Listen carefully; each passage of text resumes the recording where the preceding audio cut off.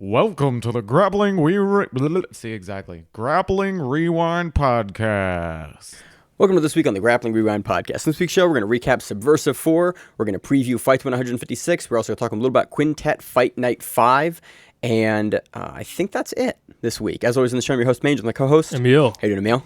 Doing good, man. How's it going? It's going pretty well. Having a good week. I have off for Election Day tomorrow, so if you listen to the show tomorrow, you should vote if you are eligible and able to do so in the United States. If not, have a good Tuesday, listen to the show. So before we get into the recap section of the show, let's kick it off with a little bit of news. I'll start with the biggest news. ADCC 2021 has been canceled or moved into early 2022. Mojassim announced this week, and Flow Grappling posted a big article. They basically went, it's canceled this year. Like, it makes sense. I mean, yeah. we've been talking about this when we started to look at the trials timeline, and I think you Nostradamus this in April of last. You're like, it's gonna have to move. Yeah. And then I was like, nah, they'll make it. And then here it is. It makes sense. I'm glad. Like, it sucks that ADCC gets moved. It's our favorite event, but it's universally the best event in the world. But I'm glad that it happened now rather than 6 weeks in advance when everyone gets fucked over. October 2021, and it's like, well, we actually didn't have enough trials. We weren't able to run it. And then they canceled it. Then Mo just went, look. And that's what I like about Mojassim, the guy that has run ADCC the last 4 years. They want to do it right. And they want to have trials. And he's like, look, trials are, if not almost more important than the World Championships for ADCC, because it gives unknown grapplers a chance to make a name. It gives you an opportunity in a region to qualify into the big tournament. If we can't run trials and we can't run them properly, then we can't win the World Championships. Think about all of the awesome grapplers that we saw qualify. And we got Mason Fowler, was fucking awesome. Dude, Craig Jones has his breakout performance through ADCC. If he can't do trials and you have to make it invitation only, which was also discussed, leading up to ADCC 2021, we miss out on all of this ring of new names. Everyone knows Lachlan Giles, but he had that big breakout performance in, I think, did Lachlan win trials or did he get invited this last year? Regardless, he probably got invited because he's been on ADCC twice. I think twice or 3 times. 3 times, I want to say. Yeah. So, but I'm saying you miss out on guys like Lachlan, making their initial appearance, like Barbosa, Klein winning a trials initially as a brown belt. You miss out on those guys getting their opportunity to make a performance in ADCC that either sets them up for future ADCCs or breakout performances over big stars. So. Having trials is such an important piece of the ADCC model and gives us an opportunity to basically put your money where your mouth is. If you want to go and you think you're the best guy in the world, win a trials, you earn a spot to ADCC. They pay for a lot of stuff. You get their hotels, and then you get to shoot your shot. Right. And those trials, just to remind everyone, they start happening a year out.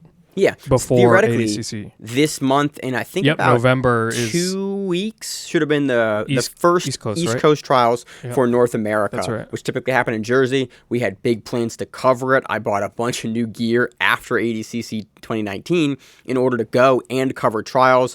Reached out for press credentials and stuff. I think probably 8 or 12. Basically, when the dates for trials were announced, I reached out for credentialing that week. I'm going to go cover every North American trials. I'm going to go to West Coast to cover it. So if those are canceled, they can't happen. You can't get your guys. You can't get your athletes in there to do it. And here's the thing, if you're of the opinion that, we should still try to make it happen. It's man, we've already seen people have to pull from all kinds of sporting events. Almost every card or every other card has a fight that drops out. Even jiu-jitsu. I mean, we've seen it happen now.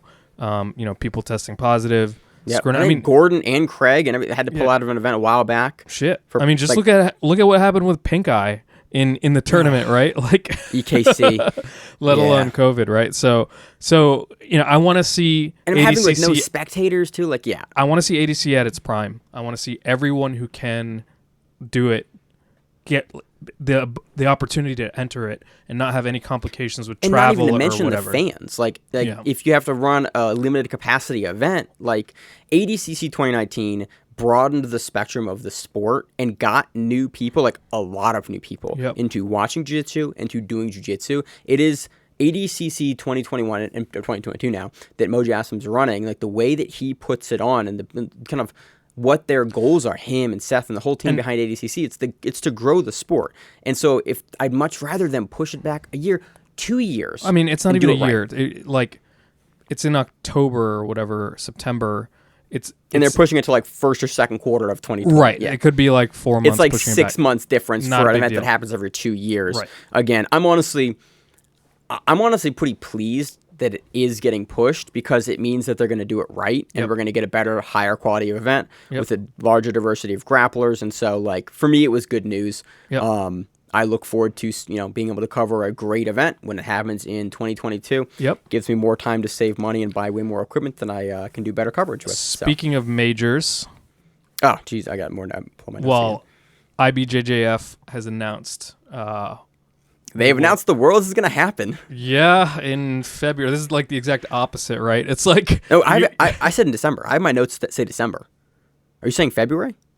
I thought it was February. Was it December? I have, in the initial release that I saw middle of last week, said Florida for December. It is November 2nd. So in 4 to 5 weeks, they're talking about having an event. I think in 5 weeks is what I thought it was. I could be wrong, and they could have moved to February.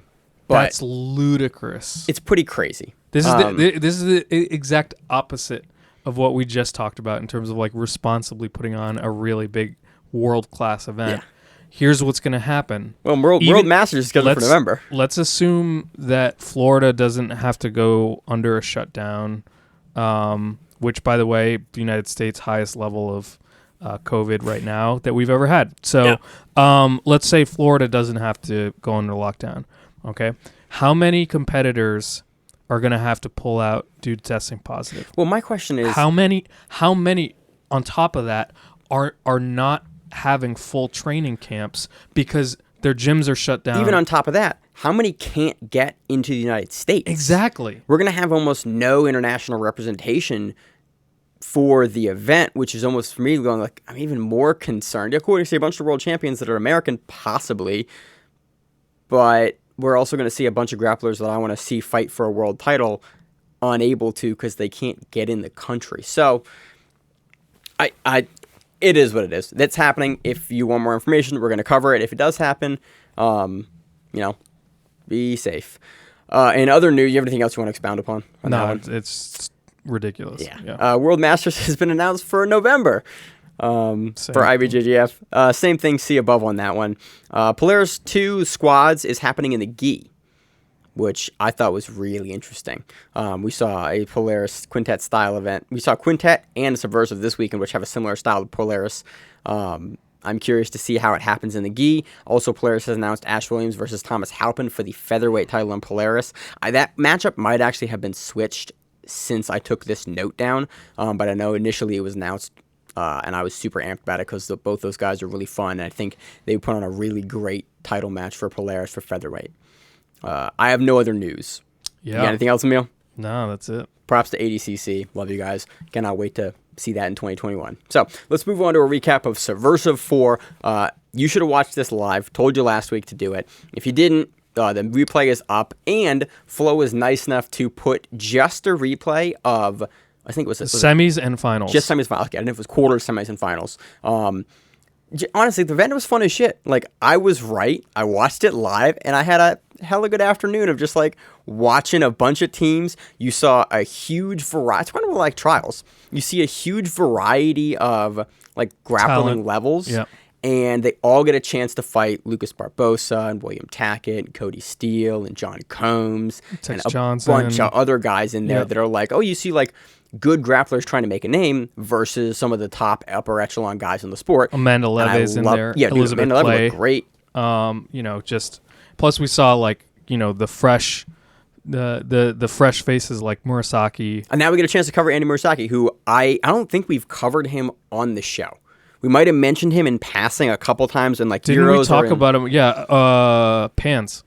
Yeah, but I mean, other than Pans, we maybe touched on him a little bit, but like to get a chance to fully like now actually watch his game a bunch and cover him is like I like Subversiv. But again, I'm a huge fan of open belt tournaments that a team puts together. So if you're not familiar with what Subversiv is, as I got off on a tangent here, having a good day. I'm off tomorrow. I'm having a great day today.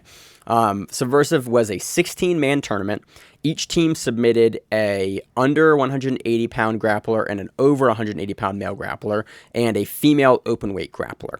Your team has to take on another team that you're matched up against, and it's the best 2 out of 3 in that specific match. And then in the first round, everybody has to fight. So even if you tech fall the other team, your first 2 people beat their first 2 people using fight to win rules with decisions or submission. The third person still has to go. In the quarterfinals and beyond, if you tech fall and win 2 matches, your third fighter does not have to go. Doesn't really play a factor in this match, but I actually do really appreciate that you can't tech fall in the first round, so it gives every team's grapplers, all 3 members, an opportunity to compete and be showcased. And in the later rounds, we've already seen everyone compete, have at least 1 match. If your team's able to tech fall them, you don't necessarily have to go again. So, big fan of the format. I liked it. It was a ton of fun. Where do you want to start, Emil? Do you want to start from the top or the bottom? We'll start from round 1, and what we'll do is we'll give you the team results.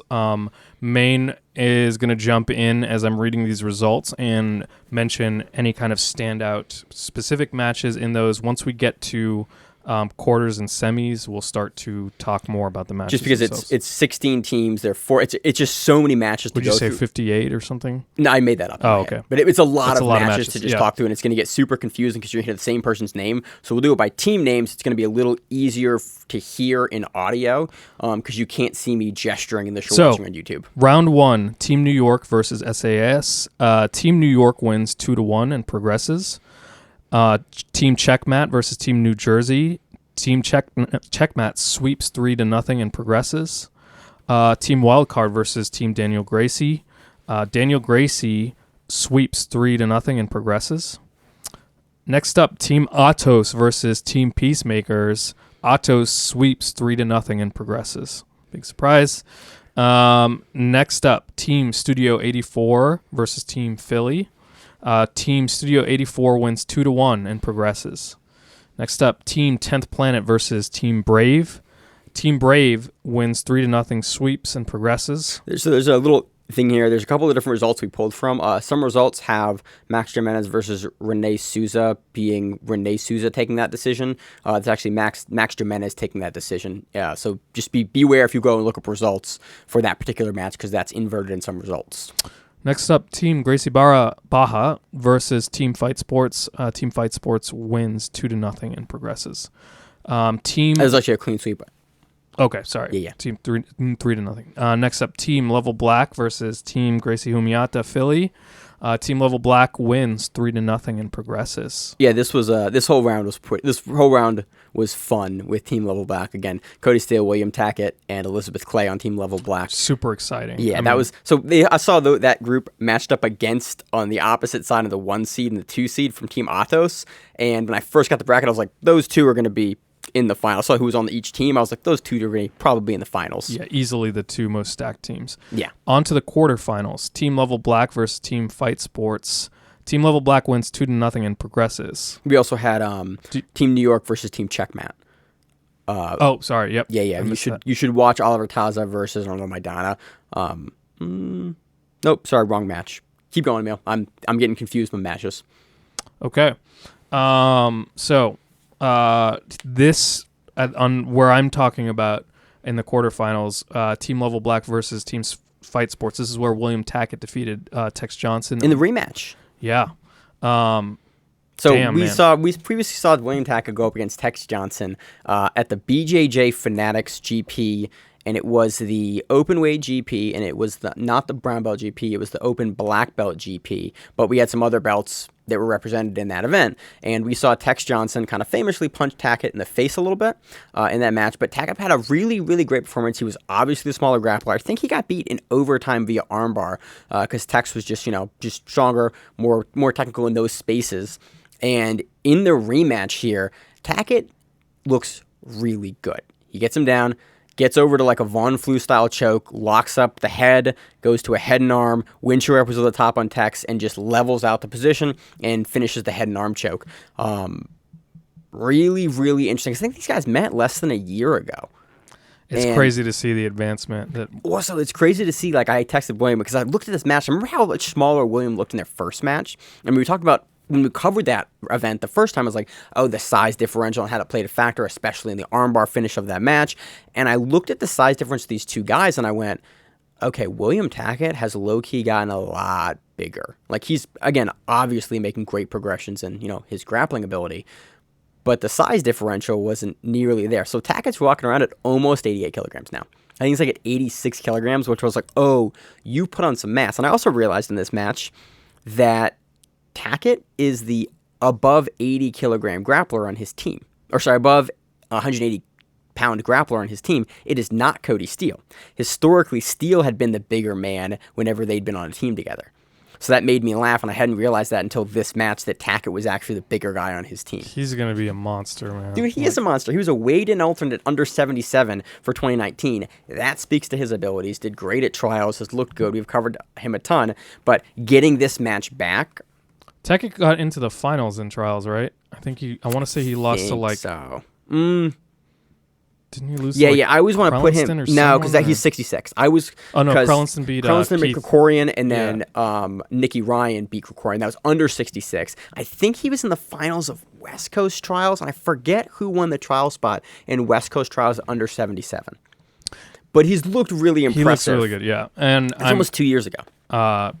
Just continues to improve, which is always awesome to watch and super entertaining. So next up, also in this, we have Elizabeth Clay swarming Tara White, eventually getting a heel hook. Really, really interesting sequence there. Like, there's a very long sequence of a lot of different attacks that Clay goes through, from the high guard over to an armbar, kind of a modified Kimura, rolls White over, and it's just basically a really nice defensive sequence from Tara White, and a really good ability for Clay to kind of continue to stay on the upper body, and then as soon as she gets an opportunity to go to the lower body, she finishes with a nice heel hook. The heel hook is like maybe like 2 or 3 seconds of like attacking and finishing. Yeah, that's what we know Clay for. Like, Clay will kind of, I think, almost here uses the upper body positioning in order to set up the entry to the leg for the heel hook. So 2 submissions, really dominant wins, and then this is an example of where in the quarterfinals and onwards, with 2 wins, you don't have to fight the third match. Yeah, you just get tech falled, and so you move on. So next up, we have Team Brave versus Team Studio 84. Studio 84 wins 2-1 and progresses. Yeah, so this is the one. It's John Combs versus Hugo Marquez. I had that wrong. It was not an Aldo Maidana. Go watch this. Combs hits a really sneaky, quick triangle on Marquez here that kind of bears going back and watching, because it was a very exciting moment. This is making a lot more sense now, because I mixed up the 2 guys. I mixed up 2 Brazilian guys. I'm sorry. No. And also, like, where I've pulled my results from, this is really funny because it has listed here, John Combs defeats Max Jimenez via triangle choke, which I'm like, that physically, those 2 would not have matched up there. Physically, though, I don't think John Combs is the above 80 grappler for his team. Yeah, exactly. Because John Combs is, like, not my size, but he's within 15 pounds. Yeah, clearly this is a mistake over here. But anyway, next up, Team Atos versus Team Daniel Gracie. Atos wins 2-1 and progresses to the semifinals. Next up, we have Team New York versus Team Checkmat. Team New York wins 2-0 and progresses to the semifinals. By the way, this is the most confusing thing ever, because all the teams are listed multiple times, and now at this point, our results are not listed the same way. So I'm trying to follow what you're saying as we go through. So in hindsight, maybe I should have coordinated the team organization with you before this. We did this recording. Yep, I should be going off of what you have. But you anyway. should not. Don't ever go off my notes. We know that, Emil. We learned it the hard way years ago. Next up, now going on to the semifinals. Team Level Black versus Team Studio 84. This was dope. Elizabeth Clay defeats Brittany Elkin via Gogo Plata. It wasn't even a Gogo Plata. It's listed as a Gogo Plata in a bunch of these. They called it a Gogo Plata with a clinch finish. So what this is this is an Imanari S-grip finish from the side.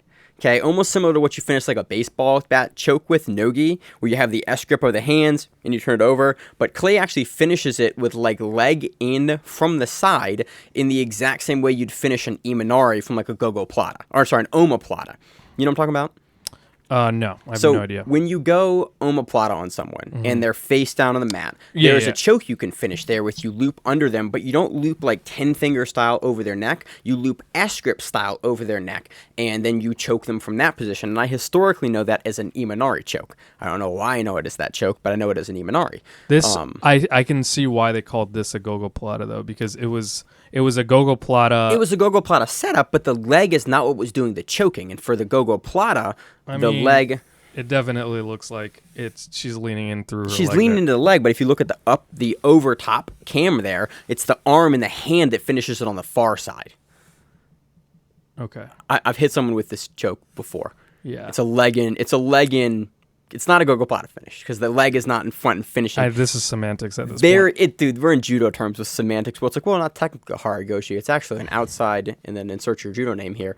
I will argue semantics all that because I love doing it. Emil, I don't think you have the same concern for semantics that I have. Yeah. Really interesting finish. Basically, Clay goes from an omoplata really quickly. Brittany Elkin squares up. Clay squares up the leg and then reaches over top and grabs an S grip and then turns Elkin over. The setup was really nice. Like, I appreciate how, like, it's very clear how well Elizabeth chains this attack. She has a really nice snap down that forces Brittany to post basically, and Elizabeth just slides right into the omoplata setup. Yeah. It was really, really And slick. she does a really good job trapping Brittany's same side arm as the gogoplata arm, which makes it difficult probably for Brittany to escape here. I'm still kind of curious why Brittany didn't like lean her outside leg the way that was previously under Clay out and kind of go hips down here. There's probably something about the position that I don't understand, but I was kind of curious as to exactly why. I think at like 4:18 in the match, you can see there's a straight on footage,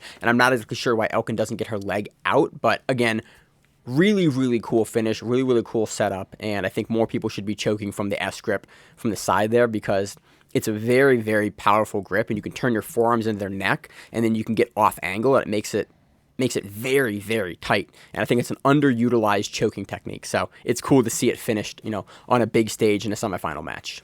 Next up, we have John Combs defeating Cody Steele via decision. Dude, Combs looked fucking phenomenal. Combs gets this match with three like really tight guillotine attempts on Steele, and there's 10 seconds into the match that is a counter off of like a single leg knee tap double leg variation that Cody Steele hits that Combs rolls into mount and has like a nice super tight guillotine. And if you know anything about Combs, I think he has like in the 30s or in the high 30s or low 50% guillotine rate finish. Like all of his subs, like he was on our podcast, he's actually called Nicky Rod All Access, which is actually really, really fun to hear Nicky Rod talk to guests because it's actually way more insightful than you think it would be. Combs talks about his percentage finishing is way higher than like any other guillotine specialist. You got Marcelo will finish like 18 to 17%, but he actually will finish other stuff. He goes, I am like 40% guillotines. So if Combs gets your neck, that's a bad space to be. Yep. And basically, the one that really impressed me was Combs hits a snap down from standing into the headlock, rolls into Sumigaeshi, and then lands on top and mount. It twice. He does it in the middle there, and then at the end, the last like 10 or so seconds there, he does that right over, and it's almost like a butterfly guard sweep into the mount with that guillotine. The one that he ends on is he just passes. He does a Toriando pass. Oh, okay. I might have had them flipped in my head then. So, which is, I mean, that's a strong way to finish the match is to pass someone's guard, get to mount, and put them into a guillotine as time as the match is ending, because that's the last thing the referee sees. And again, in Subversiv and in Fight to Win rule set scoring, the submission attempts count, especially deep submission attempts. And these guys faced off recently. I want to say out of who's number one, I think. I think Cody took that one. No, I think Steele took. Combs took it. You thought Combs? I think Combs took it because I could be wrong about that, but I thought Combs had previously beaten Alec Balding, who was another trials winner, and he was going up against John Combs, who was also a trials winner, and I thought that he had Cody Steele had beat Alec Balding via close decision, and I thought he lost to Combs via a close decision, but I think a comfortable decision for Combs, is how I remember the match. I could be entirely wrong about that, because I've gained no confidence in years of doing this show with weird information like this. But that's how I remember their match going. And I had literally just forgot about that until you mentioned it. That they'd faced within the last couple of months, I think. Yeah, it's probably been, within 2 months. Yeah, and I'm trying to remember what. Let's see. Was it the last Who's Number One event, or was it the one prior to that? So it would have been recent. Maybe it was a show you weren't on, but I think you were. Maybe not. Maybe I'm misremembering one from Subversive 3, basically. Maybe. So anyway. Regardless, I'd love to see these guys go at it again. It was the style matchup was nice because both of them come from a wrestling background and wrestling base, and both of them will kind of aggressively hunt the subs when they get into places that they want to work. So I like the dynamic of the match here. Next up, William Tackett defeats Kitano Mion via rear naked choke. Dude, double leg, pass the guard, get to the back, finish the choke. Yeah, like no problem at all. Textbook. Yep. A-game jiu-jitsu where it's like I get my points for my takedown, for my pass, or for my takedown. I then get the points for the broad pass. I then get to like a top position, get to the back. I then lock in the position in the back, and then I get the choke. It was just, again, beautiful work from Tackett, especially in like a semifinals match. Yep. So looked really good. Yeah, basically, Team Level Black wins and progresses. Next up, Team Atos versus Team New York. Rafael Guedes defeats Fatima Klein via decision. This match was perplexing to me in that, Rafaela would establish some control, take down, start to pass a little bit, and then just disengage and then reset on the feet. So I don't know what exactly she was looking for here. I wasn't really sure either. I mean, in my notes here, it's really, I think there's 3 different guillotine snapdowns to mount, and I think that's what wins her the match. Pretty comfortable on submission attempts, but yeah, the disengagement was a little odd. I didn't really figure out if she was in a position she didn't want to deal with, or had something that she was feeling that she didn't want to, or she was just looking to rack up, in essence, points on submission attempts and knew that she could continue to run that sequence. And I mean, Fatima was sort of down to play into that. I mean, she kept shooting for takedowns and getting caught into the guillotine and rolled back. Which I think, again, it's more of like the gamesmanship of certain fighters. Like, we know a lot of guys that just won't play that game, but we're seeing more and more a lot of grapplers that are kind of present, and I think the word you use is prescient enough to, okay, you're going to do this, cool, this is how I win in the rule set and the criteria. I'm just going to continue to engage with you in this area that I'm racking up points and not have to do anything else. We see it very frequently in the IBJJF, where it's like a guy knows he can counter a specific aspect of someone's A game and knows they're not going to deviate from that A game, and so will continue to rack up points or something, or an advantage off of that particular thing they're doing. That could be what's going on here, but I couldn't quite tell either.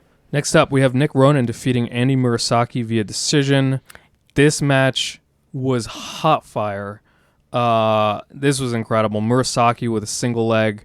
Ronan answers with a fucking scissor takedown. That was tight. That was fucking tight. Well, the way he does it too, I love. You see Murasaki going backwards, and you see Ronan like do that. I'm like, oh, there is, because he leaves his leg there. I was like, there is no way he does not jump a scissor takedown here, and then he does, and I went, my man Nick Ronan. Yeah, attacks back and forth here. I mean, like near back takes on both sides, heel hooks back and forth. This match was just fucking awesome. Really watching this match is a takeaway. Like, what gave this to me for Ronan is that he just spent a little more time attacking the legs than Murasaki. That's it. It was just like he was just attacking a little more, and I think in the eyes of the judges, that probably takes it. He has a couple like really dynamic entries, like the scissor takedown entry into the heel hook attempt. He just does a couple more things like that in the match that I think give him the edge. What were kind of your thoughts there? Yeah, I mean, the whole tournament, Nick Ronan really looked. I mean, so Murasaki looked fucking amazing too. I think this is Murasaki's only loss. Yeah, I could be wrong about that, but yeah, no, I think Murasaki takes a decision over Dylan Royce in an earlier match, and then I think he has a decision over Cody Steele, and over Des McDonald as well versus Atos versus Peacemakers. Like, so for a dude like Ronan to come in and like, cool, this is what I got to do, and like win a decision over Murasaki, who's, I think they said on the broadcast, the world ranked #1 brown belt, and you're from Atos, world 1 brown belt. Easily. Like, we saw him fucking carve through pans. Yeah. It was ridiculous. Mm-hmm. I mean, very, very good He's grappler. definitely going to be one of those, like, he gets promoted to black belt and is already immediately competitive, which it's kind of terrifying that this is becoming the new standard. Where I think it's always kind of been the. I mean, I think we're paying attention to it now, and I think also the level. Yeah, I don't know. I always want to make a big sweeping statement whenever we see like standout brown belts. We're starting to see it a lot more because, like, dude, think about how long the Meows languished when they got promoted. They didn't win a major like didn't they win the world's like first year? No, really? No, dude, because Hoffa was still like the Mendes brothers were still going. I forgot about that. And I just forget about the Mendes brother era. Oh, it's just like wrecking house. Yeah, it feels like about a 5-year period there where it's like just unstoppable. But what's saying? It's the earlier. It's man. Anyway, that's old news. That's history. We're starting to see particularly Atos produce these guys who they and AOJ, honestly. Yeah. Atos and they were the same camp for a long time, but both those teams are producing guys that get black and then are immediately competitive. Yep. So get used to the name Murasaki. Yeah. Is all we're saying. Like we're talking about like a loss, and it's like, hey, you should watch this guy a lot. I mean, he's still really fucking good. We covered Nick Ronan a bunch before. I think this is the first time we're getting a chance to really in depth talk about Murasaki, and it's like this is the first match we've covered. So, both guys are awesome. We have really great work from Ronan. Yep, exactly. I think this is a match that he probably wasn't forecasted to win, given Murasaki's standing. It's does a really great job here. It's the fight to win rule set, and he has a really good style for it too. You're just throwing up more attacks. You're engaging on more legs. Like he does exactly what he needs to win a decision here, and props to him. Next up, Lucas the Hulk Barbosa defeats Oliver Taza via decision. Taza, Lucas's passing is amazing. Like that's one thing. So whenever I watch a match or whenever I watch a series of events like this, I'll pick really one thing. Usually in the first match, when I'm watching a grappler go through a tournament, that I'm gonna look for the rest of that event. And for this one, for some reason, Lucas the Hulk's passing was the thing that I keyed into in this match, in this event overall, that really, really impressed me. Just because I'm not sure if I hadn't realized how he passed or I didn't really appreciate how he passed. He's very versatile. Man, his ability to switch up passing sequence. He does a couple things in this match and in previous matches where he'll do like a faked half Toriando and then he'll blast you with a knee cut and he'll combo that with like a clubbing of the head in order to pull you into like almost like a collar tie position from the knee cut and just go really wide and blow past your guard and just land in side control. Yep. Just a super dominating performance from Hulk. Spends a lot of time on top. Yeah, he gets to north-south and just camps out. Yeah, and then I think he knows what I like about he has Andre in the corner and he knows what he needs to do to win. And so towards the end of the match, he throws a nice like knee bar from north-south position into a toe hold. Taza counters with a toe hold and Hulk goes, nope, I got my points, and immediately ducks out and then gets back into the guard. Immediately passes the guard of Taza again and establishes top position because, like, he knows what he needs to do to win. Super, super great performance from Hulk. Really just shutting down the inversion game of Taza here. Yep. Next up, in the third place playoff, we have Team Studio 84 versus Team New York. John Combs defeating Nick Ronan via decision. Just fucking super exciting. A split decision, actually. And in my notes, I was like, yeah, it's a super back and forth match. No particular moment for like really sold me on either guy. And again, I've kind of talked openly. I'm not a big fan of split decisions because it means that one referee or two referees saw it wrong. I think they should have like defined scoring criteria. But for this one, it's like, man, even with defined scoring criteria, but my argument is that you should have a rule set that is written in a way that you never should get a split decision. It should be clear enough where it's like, hey, these are the rules. One guy did something different. He should win it. But we see split decisions in all rule sets. I think this is a really appropriate match if you're going to have a split decision to have a split decision. Yeah, and there's no rule set that will get rid of split decisions. I'm an idealist. I think this is what we should have. Yeah. Next up, we have Brittany Elkin defeating Fatima Klein via decision. Elkin sits in 3/4 mount for a long time, gets the gift wrap, looking for the head and arm from top position for a good portion of the match, and really just, works for the back most of the match, and just nice top pressure dominating performance from Elkin here. And Oliver Taza, and Gutiano's not fought. So Studio 84 wins and takes third place in the finals match. Well, they did fight. Taza won via inside heel hook. Oh shoot, this is another mistake here. Yeah, he switched to a leg triangle. I was about to say, I was like, Super quick match. It was under a minute 30, so somebody probably stepped away when they were taking notes when they got the results that you pulled from, and went, he wins 2-1. But no, really great heel hook, really quick, under a minute and a half. The camera angle is pointed over top, so it's kind of difficult to see the hand pummeling that Taza is doing in order to separate the legs. But Jared Labudo on commentary does a really great job. I think actually Combs is on commentary as well at this point. Does a really great job of explaining exactly what's happening. So although you can't see it, if you listen to the audio here for the commentary, they're explaining very well what is happening to separate the leg position and what he's working for, which I appreciate. I really appreciate good commentators. next up, Team Level Black versus Team Atos in the finals. Andy Murasaki defeats Cody Steele via decision. Cody spends a lot of time attacking really deft leg locks, like really good work. Forces Murasaki to roll quite a bit. There's a huge section of this match which is just both guys like rolling off the mat and like roll. It's like almost like an old school 50-50 match where it's like guys just start in the middle and then roll all the way off the mat. And I mean, Murasaki's doing things like attempting toe holds and stuff, but Yeah.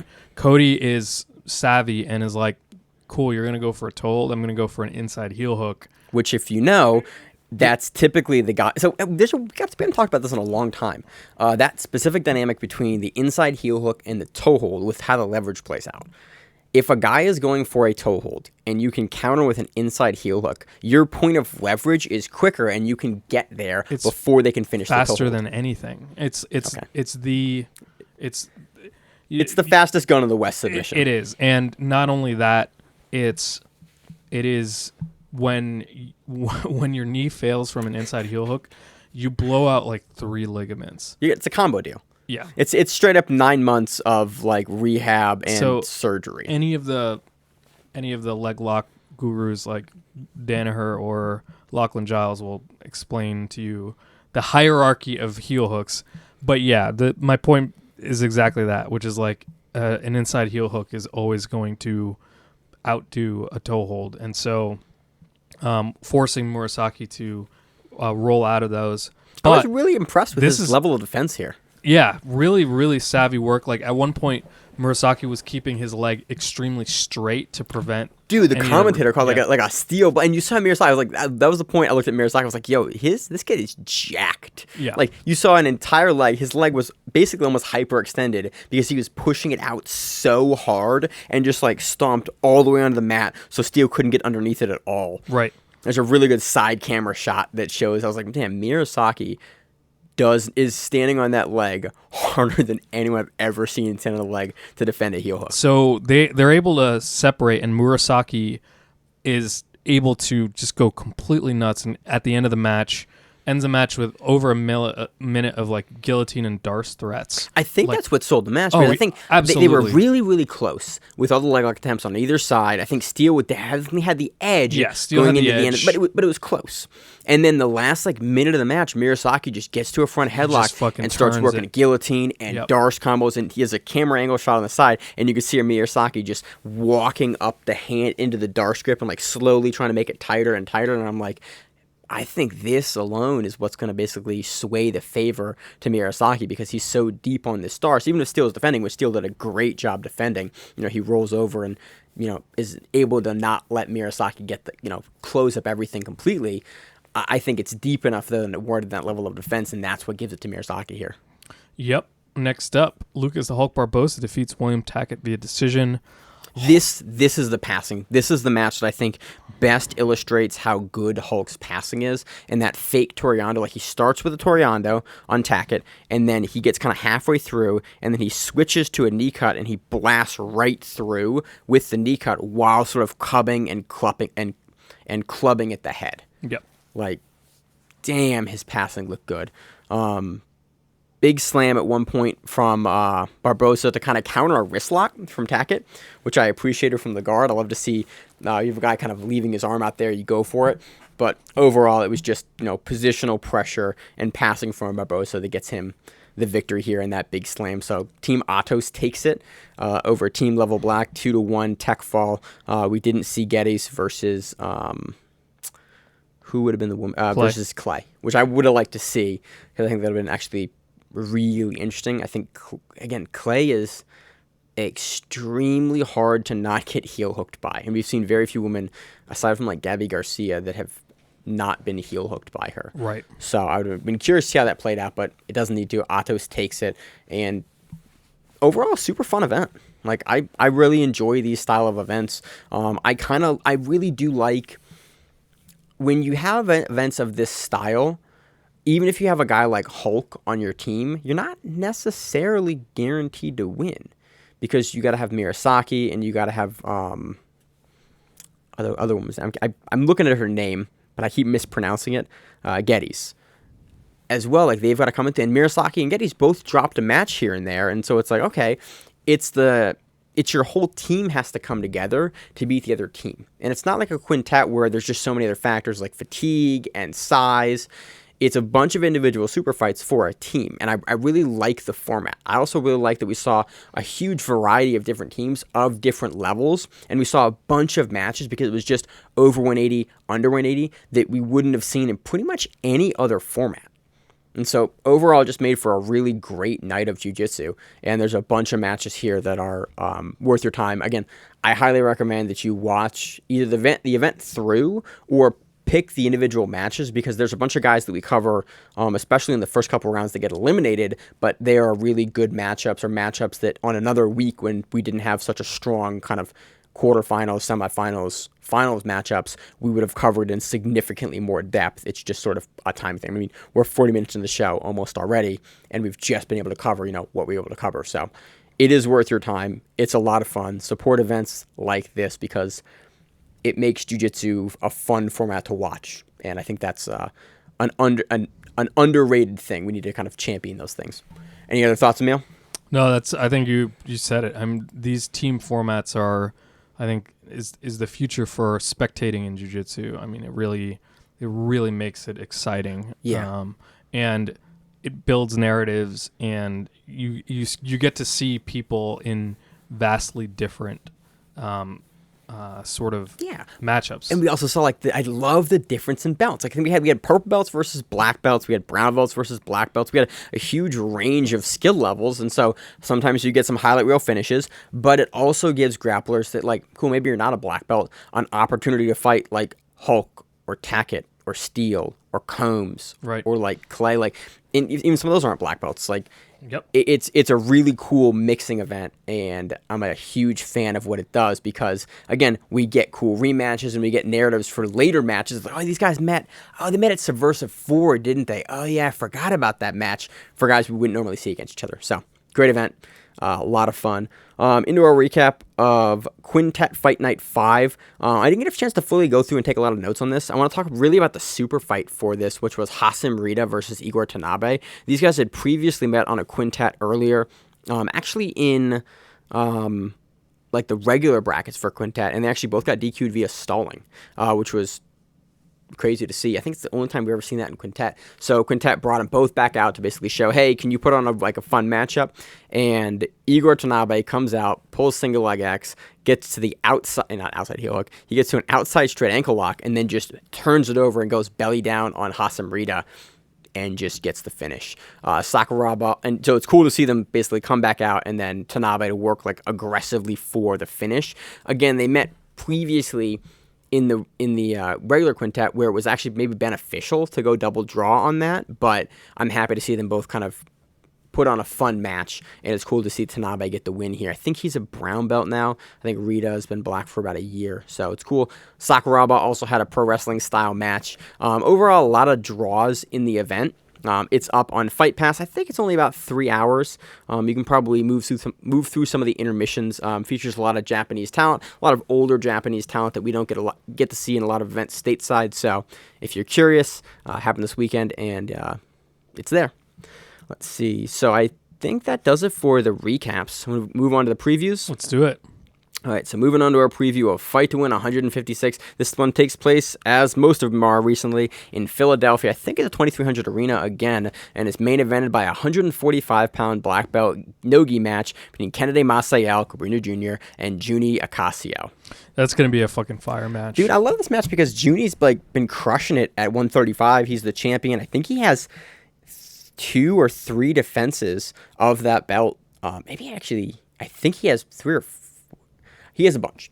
And he's fought super recently and regularly. So it's cool to see him actually going up and challenging, for one of the top guys at 145, Kennedy, silver medalist, ADCC, at under 77 kilograms, which is, 145. Junie, previously done trials. We've seen him on Kasai. Like, he's been killing it recently through purple, brown, and in the black belt.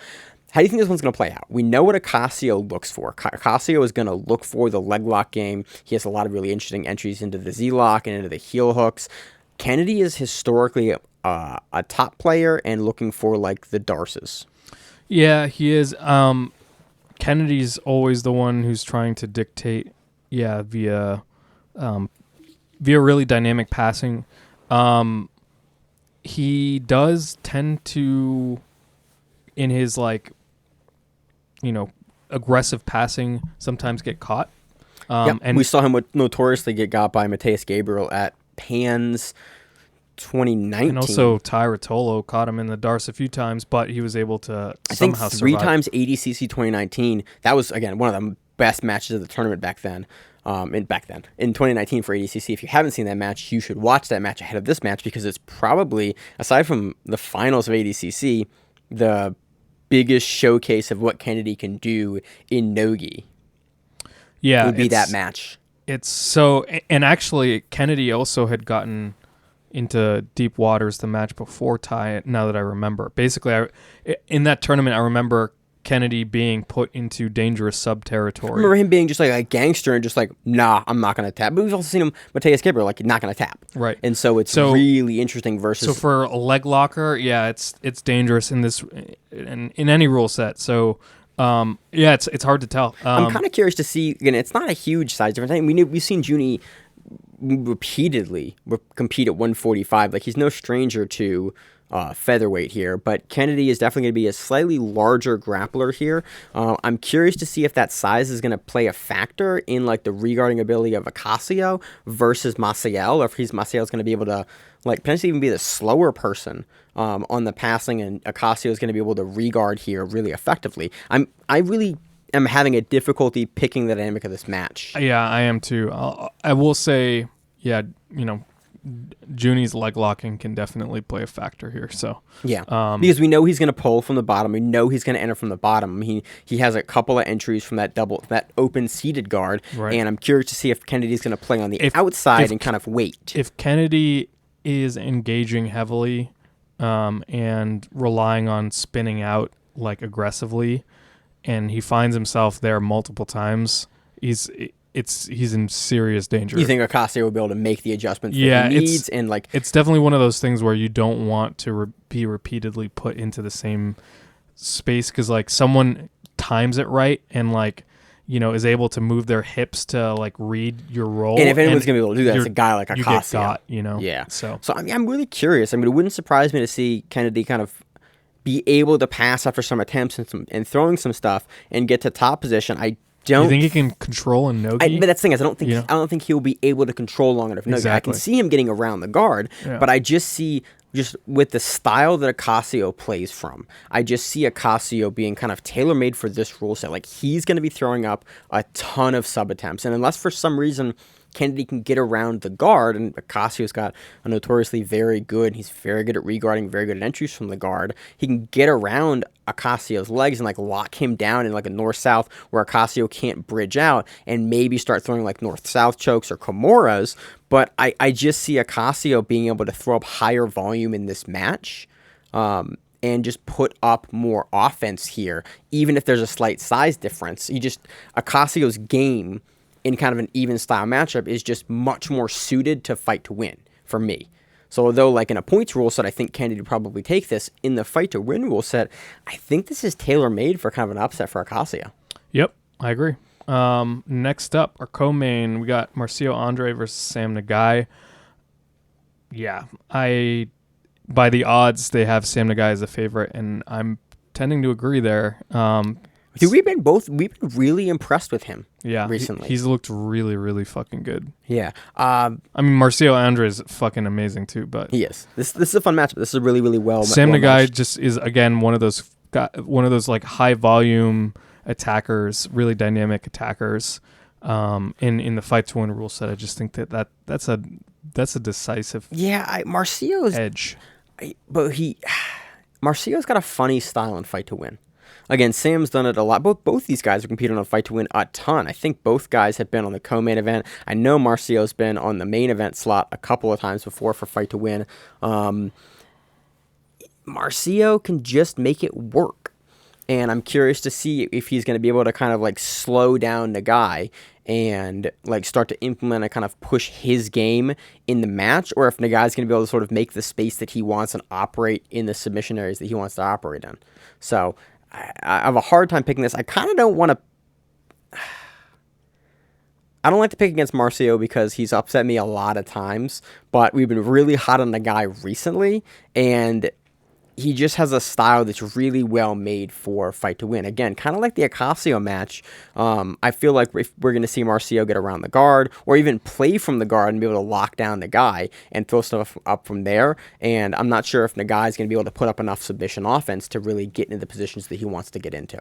Yep. So should be a fun matchup. Want to read the rest of the black belt matchups? Let's do it. 175-pound black belt gi match: Hugo Marquez versus Jackson Nagai. It should be a really fun match. I like they're putting the odds here as well. That's cool. Maryland, if you voted there, Maryland had a a thing for sports betting.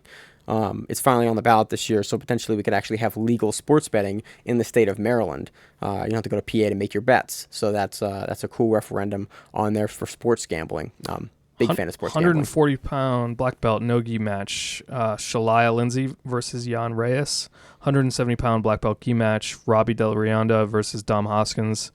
Heavyweight brown belt no-gi: Joshua Adams versus Ed Abrasley. 210-pound brown belt gi match: Daniel Sala versus Mateo Nunez. There's a bunch of other good matches on the card. We have the full card out for once. I don't think there's any other title matches that have been announced right now on the card, but I think a couple of these in the brown and purple potentially are title matchups. I think Eric Naples is on here as well. Yeah, we have a 135-pound brown belt no-gi match, Eric Naples versus Jeff Mock. That should be a lot of fun. I did commentary with Eric 2 weeks ago for Edgard Invitational. Fun to watch. We like his game. He has a recent TP choke victory that was one of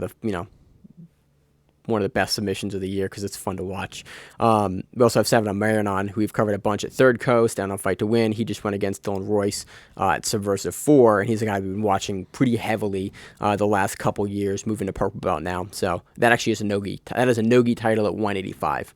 So should be a really, really fun event. I don't have a whole lot else. You got anything you want to talk about for this card? Mm-mm. So yeah, should be a relatively quiet weekend. Next weekend, November 6th, is Fight to Win 156. Starts at 6 p.m. Should be a lot of fun. So I think that does it for the show. Anything got planned for the week, Emil? No plans, man. Just trying to survive this fucking election cycle. We'll ready. See. I can't. I wanted to take a nap for like 2 months, and then dude. I was just reading, like, we're not going to know the results for, like, days. Yeah, I know. It's going to be excruciating. It's going to be... But it always is a shit show. And I'm just... It's going to be even more... And if 2020 has told us anything, it's that it's going to be even more of a shit show. Yeah, than we can possibly imagine. Yep, and that's what I assumed, and that's why I got my house, I got the podcast, I'm watching jiu-jitsu. Like, that's all I'm doing. I'm just... I'm having a good day. I'm going out and hunting. We got another duck hunt coming up, which I'm excited about. I'm going to have to get up at 2 a.m. again and drive multiple hours to paddle out into a marsh at 4 a.m. to hunt duck. It was a great experience. I'm going to do it again. I missed another deer. It was great. And I didn't reload the crossbow, and a 7-point buck walked 10 yards under my tree. Are you kidding me? About 3 minutes later. Oh my god! Nope, dude. we were leaving. The other guy that I was with was walking out, and I took the shot like probably 5 minutes before he walked in. I was like, okay, I'm not gonna reload because he's gonna walk in like 4 minutes, and I want to have everything loaded when he's here. And this big ass buck, biggest I've ever seen on a public land spot, walks underneath me. I'm trying to load my crossbow in my chest, and the buck just looks at me. We make eye contact. I don't move for 30 seconds at all. He goes, okay, and just keeps walking, and I go, cool. I could have had a very large buck in this area, the largest buck I've ever seen.